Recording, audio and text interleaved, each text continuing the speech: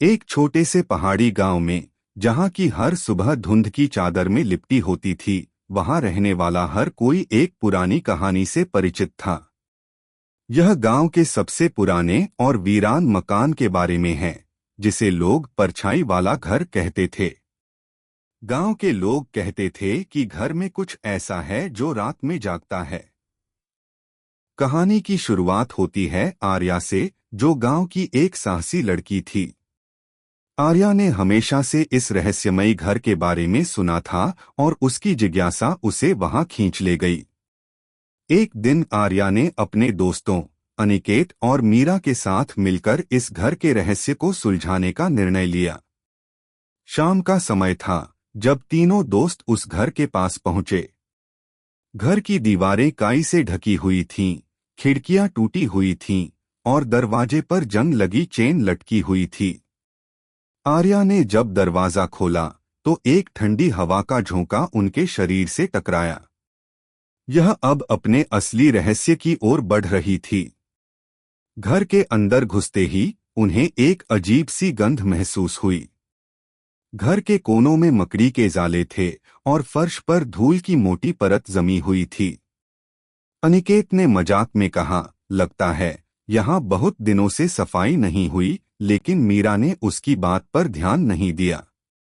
उसका ध्यान घर की दीवारों पर लगे चित्रों पर था, जो किसी प्राचीन काल के लग रहे थे। आर्या ने उन चित्रों की ओर इशारा करते हुए कहा, ये चित्र कुछ कहना चाहते हैं। तीनों ने उन चित्रों को ध्यान से देखना शुरू किया। चित्रों में एक कहानी छुपी हुई थी, जो एक अमीर परिवार के बारे में थी, जो इस घर में कभी रहता था। लेकिन एक दिन उस परिवार के सभी सदस्य अचानक गायब हो गए थे और इसके बाद ही घर को परछाई वाला घर कहा जाने लगा। जैसे जैसे यह आगे बढ़ी, तीनों को एक सीढ़ी दिखाई दी जो तहखाने की ओर जाती थी। बिना सोचे समझे वे तीनों तहखाने की ओर बढ़ गए। तहखाने में पहुंचकर उन्होंने देखा कि वहां एक छोटा सा कमरा था, जिसमें एक पुरानी लकड़ी की मेज और उस पर रखा एक धूल भरा किताब था। आर्या ने उस किताब को उठाया और जैसे ही उसने उसे खोला, एक तेज हवा का झोंका आया और कमरे की सभी मोमबत्तियां बुझ गईं। अब चारों ओर सिर्फ अंधेरा था। अनिकेत ने अपनी टॉर्च जलाते हुए कहा, लगता है ये किताब ही इस घर के रहस्य की चाबी है। बाहर तेज बारिश होने लगी और बिजली की गड़गड़ाहट सुनाई देने लगी। इसका यह हिस्सा रोमांचक था, क्योंकि तीनों को एहसास हुआ कि वे किसी अनजाने रहस्य के करीब हैं। आर्या ने किताब के पन्ने पलटे और पाया कि उसमें कुछ पुराने मंत्र लिखे हुए थे।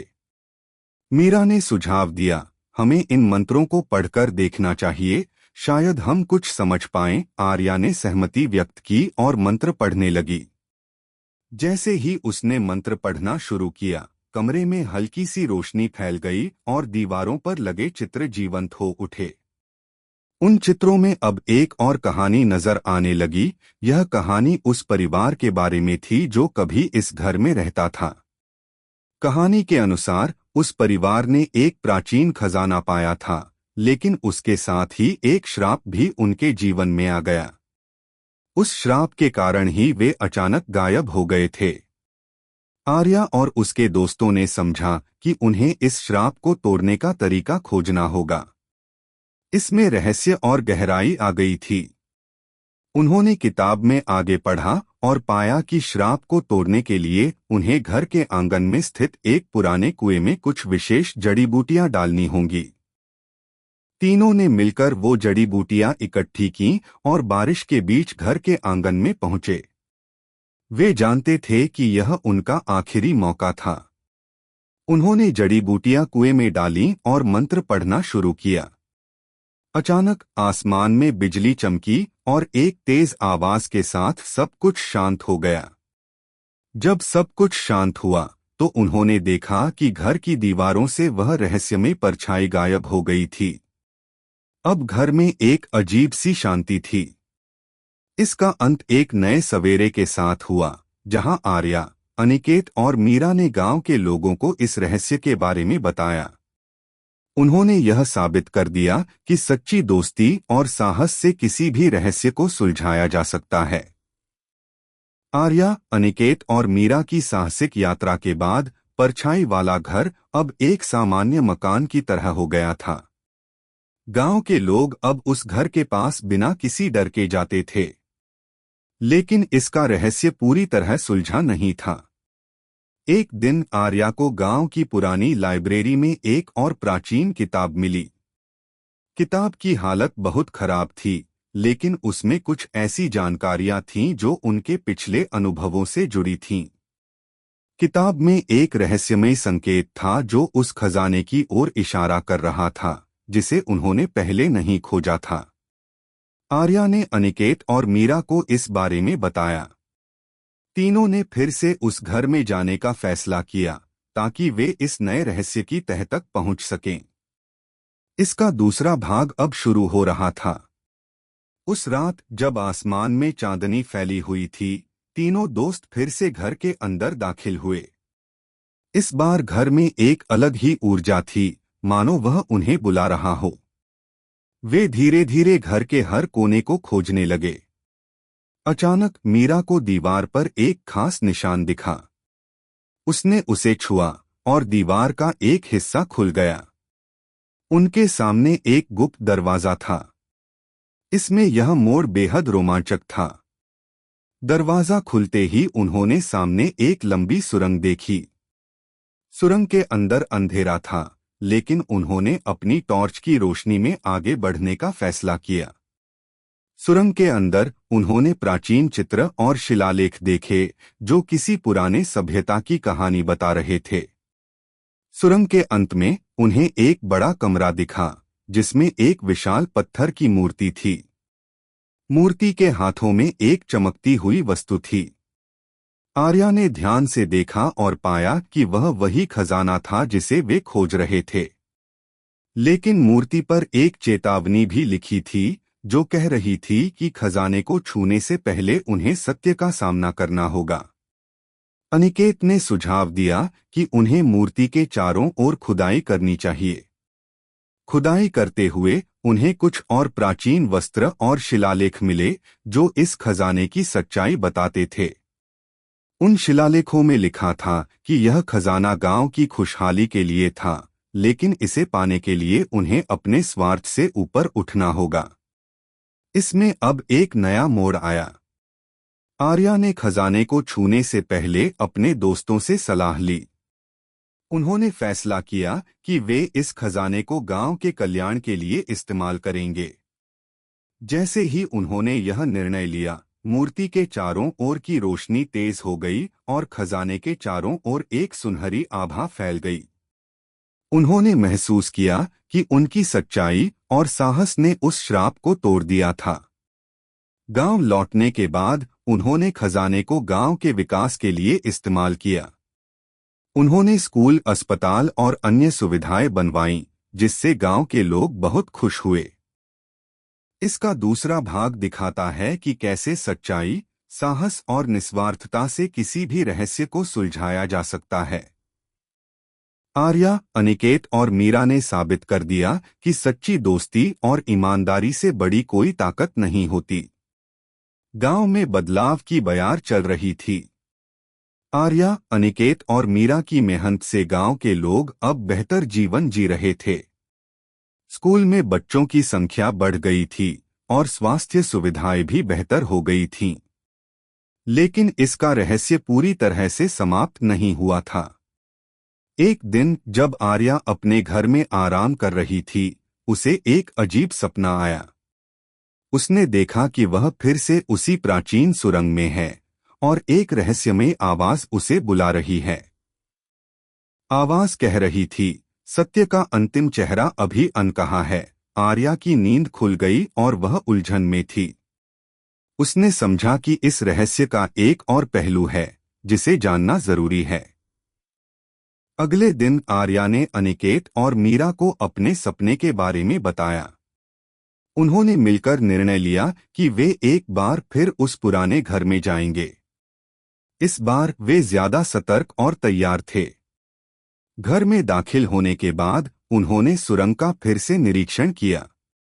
इस बार उन्होंने ध्यान दिया कि सुरंग के अंत में एक और दरवाजा था जो पहले उनकी नजर से छूट गया था। दरवाजे पर एक नया शिलालेख था जो कह रहा था, सच्चाई को जानने के लिए दिल की गहराई में उतरना होगा। इसके इस हिस्से में तीनों ने दरवाजे को खोला और खुद को एक अद्भुत कक्ष में पाया। कक्ष के बीचों बीच एक झील थी जिसके पानी में एक अद्वितीय चमक थी। झील के किनारे एक पत्थर की स्लेट रखी थी जिस पर लिखा था कि जो भी इस झील के पानी में अपनी परछाई देखेगा उसे अपने हृदय की सच्चाई का सामना करना होगा। आर्या ने सबसे पहले झील के पास जाकर अपनी परछाई देखी। उसे अपनी कुछ पुरानी गलतियां याद आईं जिन्हें उसने कभी स्वीकार नहीं किया था। उसने महसूस किया कि उसे उन गलतियों को सुधारना होगा। अनिकेत और मीरा ने भी अपनी परछाई देखी और अपनी अपनी गलतियों को समझा।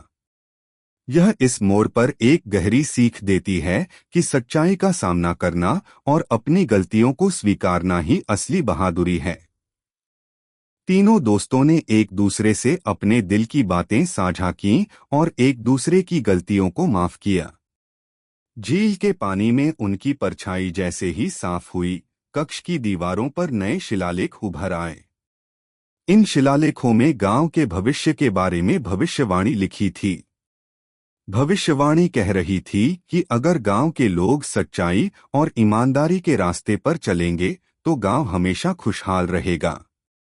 गांव लौटकर आर्या, अनिकेत और मीरा ने गांव वालों को अपने अनुभवों के बारे में बताया।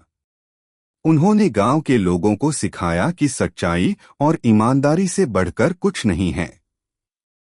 इसका यह भाग गांव के लिए एक नई दिशा और प्रेरणा लेकर आया। समय के साथ गांव ने तरक्की की और एक मिसाल बन गया। आर्या, अनिकेत और मीरा ने यह साबित कर दिया कि सच्चाई, साहस और दोस्ती से बड़े रहस्य को सुलझाया जा सकता है। इस कहानी ने यह सिखाया कि जीवन में सच्चाई का सामना करना ही असली जीत है। रहस्य की परछाई की यह कहानी अब समाप्त होती है, लेकिन यह सच्चाई और ईमानदारी की सीख हमेशा के लिए लोगों के दिलों में बसी रहेगी। जंगल में पानी की समस्या का समाधान होने के बाद सभी जानवर खुशी खुशी अपने अपने जीवन में लौट गए। लेकिन उस खुशी के बीच एक नई चुनौती सामने आ गई। एक दिन जंगल में एक चालाक सांप आ गया जो जानवरों को डराने लगा। वह अपने जहर से जानवरों को नुकसान पहुंचाने की धमकी दे रहा था। यह स्थिति जंगल के लिए इस कहानी में एक और गंभीर मोड़ थी। सांप ने कहा, अगर तुम मुझे भोजन नहीं दोगे तो मैं तुम्हें नुकसान पहुंचाऊंगा। जानवरों ने शेर के पास जाकर इस समस्या के बारे में बताया।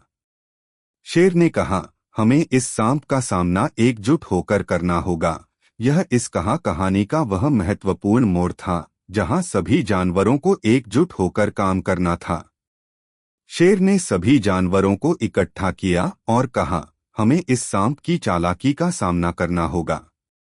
हमें एक योजना बनानी होगी। लोमड़ी ने कहा, आइए हम सांप को यह समझाते हैं कि हम एकजुट हैं और उसकी चालाकी का जवाब देने के लिए तैयार हैं। कौआ बोला, हमें पहले उसकी ताकत को समझना होगा।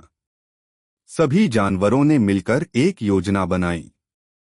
हिरण ने कहा, मैं अपनी तेजी से सांप को भ्रमित कर सकता हूँ। लोमड़ी ने सुझाव दिया, हमें सांप को उसके जहर का डर दिखाना होगा। सभी ने इस पर सहमति जताई और काम में जुट गए। अगले दिन जब सांप जंगल में आया तो जानवर एक साथ खड़े हो गए। शेर ने कहा, तुम्हारी चालाकी यहाँ काम नहीं आएगी। हम सब एकजुट हैं। सांप ने हंसते हुए कहा, तुम सब मुझसे डरते हो, मैं तुम्हें आसा। इस पर हिरण ने सांप को ललकारा, अगर तुम हमें नुकसान पहुंचाने की कोशिश करोगे तो हम सब एक साथ तुम्हारा सामना करेंगे। सांप ने सोचा कि यह सिर्फ एक धमकी है, लेकिन उसे पता नहीं था कि जानवरों में एकजुटता की शक्ति है। जैसे ही सांप ने हमला करने की कोशिश की, हिरण ने अपनी तेज गति का उपयोग करके उसे भ्रमित कर दिया। इस बीच कौआ ने ऊपर से उड़कर सांप पर चिड़िया की आवाजें निकालना शुरू कर दिया, जिससे सांप और भी भटक गया। लोमड़ी ने अपनी चालाकी का इस्तेमाल करते हुए सांप को और अधिक उलझा दिया। इस प्रकार इस कहानी में जानवरों ने मिलकर सांप को पूरी तरह से हरा दिया। सांप ने महसूस किया कि वह अकेला है और जानवरों की एकजुटता के आगे उसकी कोई चालाकी नहीं चल सकती। वह डरकर जंगल से भाग गया और दोबारा लौटने की हिम्मत नहीं जुटा सका। सांप की हार के बाद जंगल में फिर से शांति और सुरक्षा लौट आई। सभी जानवरों ने मिलकर एक उत्सव मनाया। शेर ने कहा, आज हमने यह साबित कर दिया कि एकता में ही शक्ति है। यह इस कहानी का एक और महत्वपूर्ण सबक था। अब जंगल में सब कुछ सामान्य था, लेकिन जानवरों ने समझा कि हमेशा सतर्क रहना जरूरी है। वे एक दूसरे के साथ मिलकर न केवल समस्याओं का सामना करते थे, बल्कि एक दूसरे की खुशी और दुख में भी साथ रहते थे। कुछ दिन बाद जंगल में एक बूढ़ा ऊंट आया।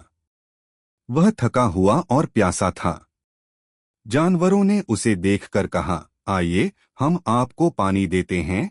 ऊंट ने कहा, धन्यवाद, लेकिन मैं यहाँ एक महत्वपूर्ण संदेश लेकर आया हूँ। ऊंट ने बताया कि पास के गांव में एक बड़ा संकट आ गया है। गांव वाले पानी की कमी से परेशान हैं और उनके पास जंगल के जानवरों की मदद की आवश्यकता है। यह सुनकर सभी जानवर चिंतित हो गए। शेर ने कहा, हमें गांव वालों की मदद करनी चाहिए। यह हमारी जिम्मेदारी है।